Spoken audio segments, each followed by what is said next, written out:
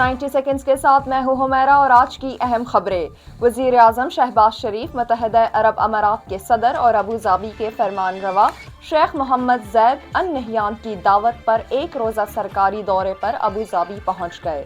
ये दौरा पाकिस्तान और मुत्तहिदा अरब अमारात के दरमियान बिरादराना ताल्लुकात को मज़ीद मजबूत बनाने की एक अहम कड़ी है। पाकिस्तानी सिफारती वफ़द के सरबराह बिलावल भुट्टो ज़रदारी ने कहा है कि बैनुल-अक़वामी सतह पर सिंतास मुआहदे के हवाले से भारत ने बहुत बड़ा ऐलान कर दिया है।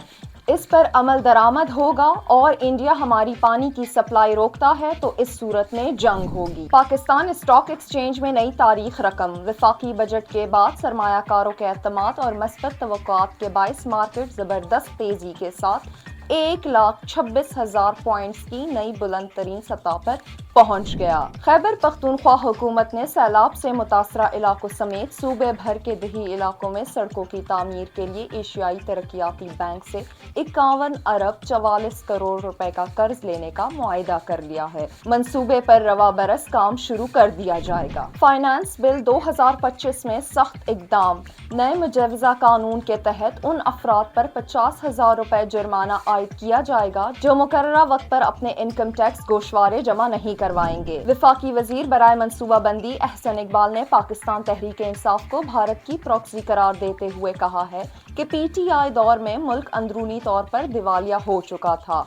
हम आज भी पीटीआई की बिछाई बारूदी सुरंगें साफ कर रहे हैं। एक आलमी जरीदे के इंकशाफ के मुताबिक मोदी सरकार 2014 से आलमी सतह पर रियासती दहशतगर्दी का जाल बुनती आ रही है जो अब आलमी सतह पर बेनकाब हो चुका है और अमेरिका में भी मोदी सरकार का खुफिया नेटवर्क बेनकाब है।